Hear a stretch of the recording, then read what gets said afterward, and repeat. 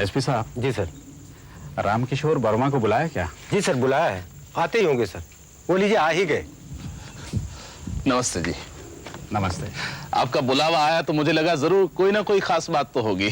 हाँ जी मैंने ही बुलाया था, इसे पढ़ लीजिए। जी। भाई वर्मा जी पुलिस ने इस केस की छानबीन बिना किसी भेदभाव के की है जी। और वो इस नतीजे पर पहुंची है कि अमरनाथ का इसमें कोई दोष नहीं है। अब ये बात शायद मैं या कोई और आपसे कहता तो आप यकीन नहीं करते, लेकिन सच्चाई आपके सामने है। लेकिन मंत्री जी। वर्मा जी, मेरे ख्याल से शक को आप अपने दिमाग से निकाल दीजिए। कोर्ट कचहरी से कोई फायदा नहीं है। वर्मा जी लगता है आप नहीं, मुझे आप पर पूरा भरोसा है, लेकिन मैं सोच रहा हूँ कि घर वालों को भी समझा दीजिए। देखिए, आपस के टकराव से कोई फायदा नहीं, दोनों पक्षों को तकलीफ होगी। जी मैं आपकी बात समझ गया, चलता हूँ। बहुत आभारी हूँ, आपने मेरे लिए इतना कष्ट किया। कैसी बात कर रहे हैं, तो मेरा फर्ज था। नमस्कार। नमस्कार। किसी को कोई चिंता ही नहीं। कहा आशु, तू यहाँ बैठा है और तेरे बाबा जब से गए उन्होंने एक फोन भी नहीं किया है। माँ, मिनिस्टर साहब बहुत बिजी रहते हैं। फिर भी नम्रता, उन्होंने ही बुलाया है ना, इतनी देर तो नहीं लगनी चाहिए। माँ, मुझे तो लगता है कि केस की छानबीन हो गई होगी और अमरनाथ जी अरेस्ट कर लिए गए होंगे। आप चिंता क्यों करती हैं? बाबा आते ही सब बातें पता चल जाएंगी। बाबा आ गए। बाबा कमाल करते हैं अभी। क्यों? एक फोन नहीं कर सकते थे मुझे? वो मिनिस्टर साहब के यहाँ मिलने वालों का तांता लगा हुआ था, इसलिए देर हो गई। पापा, केस का क्या हुआ? हमने जो केस किया था उसकी फाइल बंद हो गई है। ये आप क्या कह रहे हैं? कहीं मिनिस्टर साहब ने आपको टाल तो नहीं दिया? नहीं, उनकी वजह से तो हमारे केस की कार्रवाई जल्दी हो गई, वरना तो पुलिस हमें उलझा के रखती। चलो, जो हुआ अच्छा हुआ। नहीं माँ, ये अच्छा नहीं हुआ। वैसे भी भैया, इस केस को तो बंद होना ही था, क्योंकि मेडिकल रिपोर्ट में सारी हकीकत लिखी है। मुझे उस रिपोर्ट पर ना विश्वास था और ना होगा। ये सारी कार्रवाई एक तरफा की गई है। नहीं आशु, मेडिकल रिपोर्ट बिल्कुल सही है। मुझे भी पहले विश्वास नहीं था, लेकिन अब हो गया है कि हम गलती पर थे। नहीं बाबा, मुझे तो लगता है कि आपको विश्वास हुआ नहीं है, बल्कि ये करवाया गया है। मैं उस रिपोर्ट पर, पुलिस पर, मिनिस्टर पर, किसी पर यकीन नहीं करता। अरे सब के सब झूठ है। आशु, इसका दिमाग तो नहीं खराब हो गया? मैं इसको समझाती हूँ। आशु,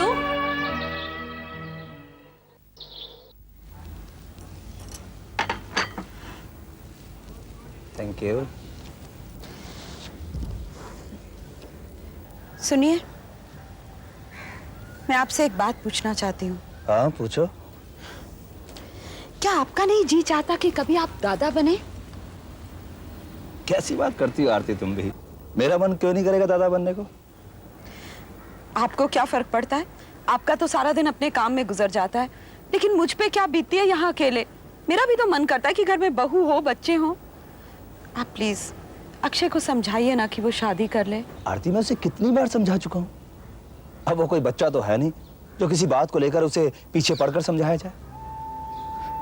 देखो आरती, मैं तुम्हारी भावनाओं को समझता हूं, लेकिन अगर हम जबरदस्ती करेंगे ना, तो हमारी होने वाली बहू के गुनहगार हम खुद होंगे। लेकिन मैं जानती हूँ मेरे बच्चे की खुशियों की गुनहगार है वो विधवा। जब से अक्षय ने उसे दोबारा देखा है, बिल्कुल वैसा ही हो गया जैसे एक बार उसे खो के हो गया था। देखो आरती, उसे अफसोस हुआ है कि जिसकी खातिर उसने अपने प्यार को कुर्बान किया, वही कुसुम आज खुश नहीं है। और तुम अच्छी तरह जानती हो कि कुसुम के कारण ही उसने आज तक शादी नहीं की है। मुझे एक बात बताइए, क्या आप नहीं चाहते कि हमारा वंश आगे चले? लेकिन हमारा वंश तो तभी आगे चलेगा ना जब अक्षय शादी करेगा। आप उसे समझाइए कि वो नम्रता से शादी कर ले। मुझे वो लड़की बहुत पसंद है, उसके साथ काम भी करती है। उसमें हर वो गुण है जो एक बहू और एक बीवी में होने चाहिए। तुम्हारी बात सही है, मुझे भी वो लड़की पसंद है, पर सिर्फ हमारी पसंद से क्या होगा? कम से कम अक्षय तो उसके लिए हाँ करे। आप उसे साफ साफ कह दीजिए कि अगर उसे हमारी खुशियों की परवाह है ना तो वो नम्रता के लिए हाँ कह दे। अब मैं उसके मुंह से ना नहीं सुनना चाहती।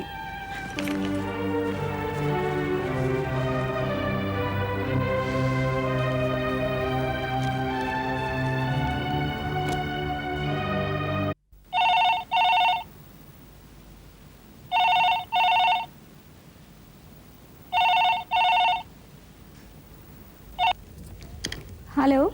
नमस्ते भाभी, मैं दया बोल रहा हूँ। अरे भाई साहब नमस्ते। सुनिए, दया भाई साहब का फोन है। हम लोग आप ही के बारे में बात कर रहे थे। आप 100 साल जिएंगे भाई साहब। बेकार की बातें मत किया कीजिए आप लोगों पे तो इतना भी नहीं होता कि कम से कम एक फोन कर दें।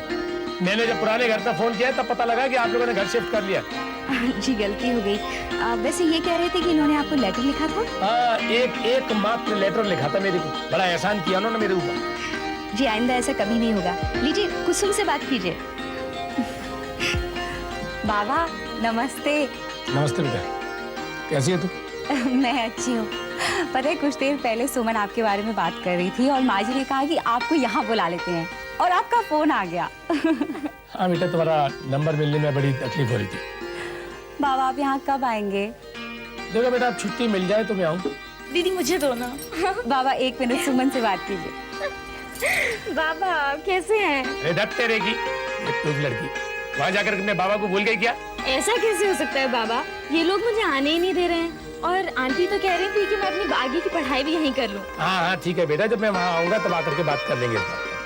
तो राम साहब कहें जरा उनको फोन दो। हाँ 1 मिनट अंकल। हेलो, कैसा है? राम साहब बहुत अच्छा हूँ, आपकी मेहरबानी पे पल रहा हूँ।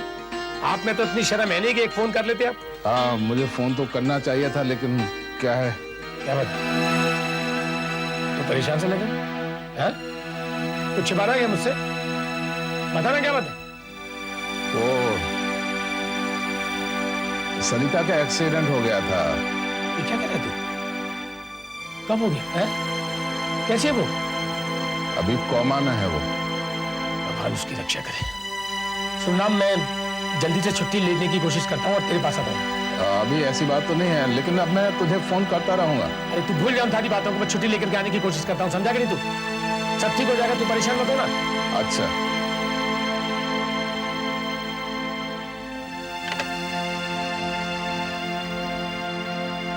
कह रहा था कि मैं आने की कोशिश करूँ।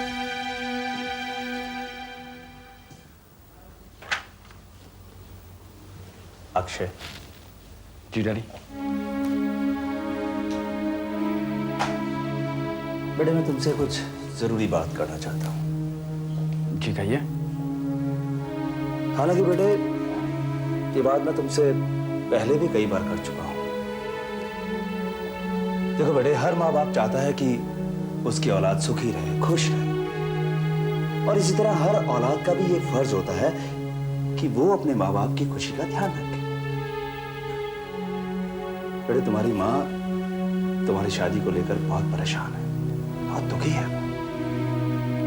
और वैसे भी बेटे कोई भी इंसान तब तक अधूरा होता है जब तक कि उसकी शादी नहीं हो जाती। शादी इंसान की जिंदगी का एक अहम हिस्सा है, जरूरत है।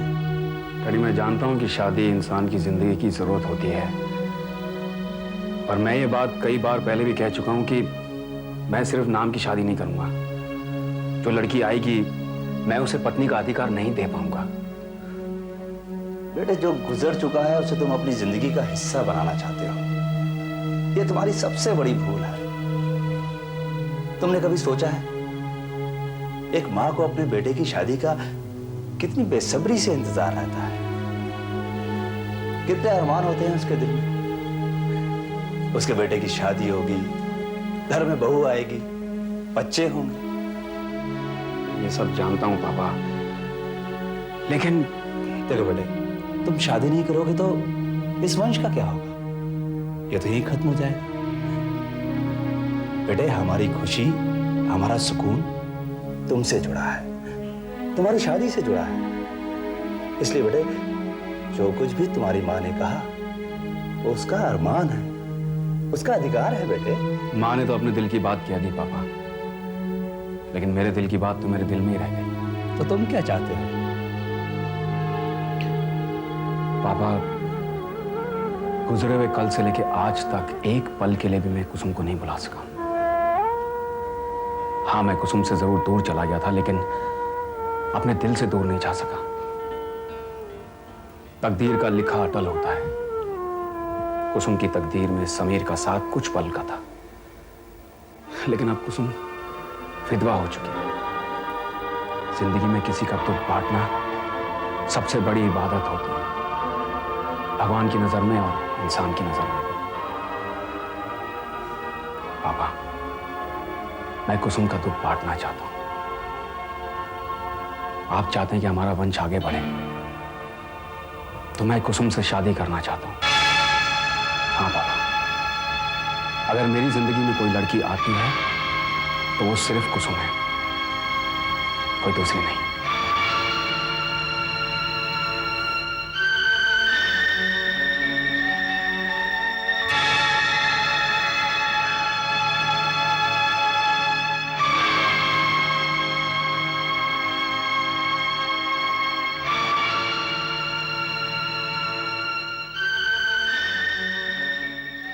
आशुतोष, ये फाइल इसलिए बंद हो गई है ताकि तुम और सरिता भाभी फिर से एक हो जाओ। देख यार, तू अपने दिल से शक को निकाल दे यार, फिर देख सारी हकीकत आईने की तरह बिल्कुल साफ हो जाएगी। आशुतोष, बेहतर यही है कि तू एक बार भाभी से मिला। हाँ यार, फिर सारे ख्याल, सारी बातें, सब कुछ ठीक हो जाएगी यार। तेरा एक आगे बढ़ाया हुआ कदम सबको सोचने पर मजबूर कर देगा। अब वक्त आ गया है यार, सब कुछ भूल जा और मिला जा।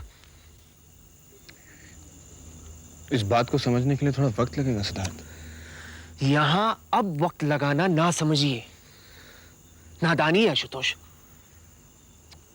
देख आशुतोष, भाभी का गिरना, मेडिकल रिपोर्ट, पुलिस कार्रवाई, ये सब कुछ हो चुका है यार। अभी बाकी क्या रह गया? कुछ भी नहीं यार आशुतोष। ला बेटा, मुझे दे दे कुसुम।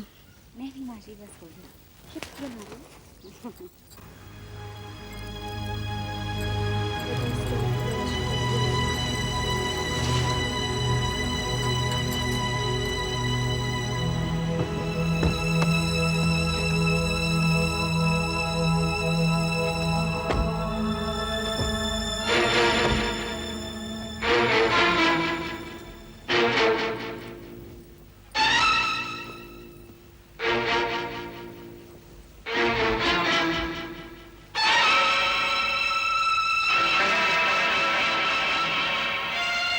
नमस्ते। नमस्ते।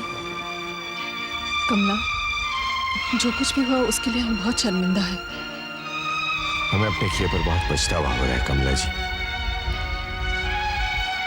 हम लोग बस सिर्फ माफी मांग सकते हैं। आपकी हिम्मत कैसे हुई यहाँ आने की?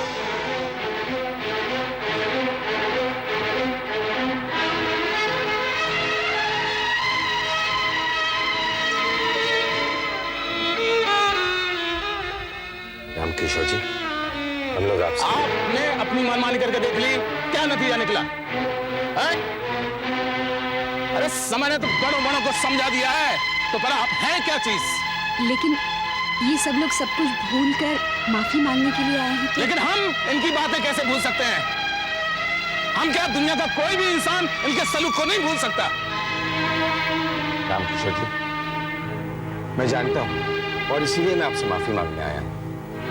अब मैं समझ गया हूं कि रिश्ते नातों का मोल दौलत से कहीं ज्यादा। अब समझने का क्या फायदा? अब समझने का क्या फायदा? ये बताइए, आप या आपकी दौलत बच्चों की खुशियां लौटा सकी? आप या आपकी दौलत सरिता को होश में ला सकी? आप या आपकी दौलत आपका, आपके परिवार का प्यार सुकून वापस ला सकती है? हरगिज़ नहीं। इस दुनिया में अगर खुशियां दौलत से ही खरीदी जा सकती ना, तो खुशियां सिर्फ दौलतमंदों के ही हिस्से में आती।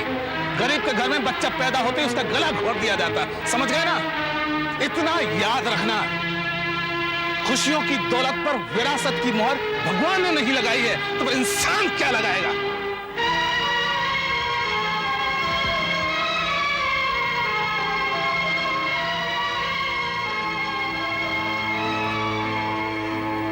भाई साहब, मैं उन्हें... नहीं भाभी, आज तो मैं भी फैसला करके आया हूं कि रामकिशोर जी को हमें माफ करना ही पड़ेगा।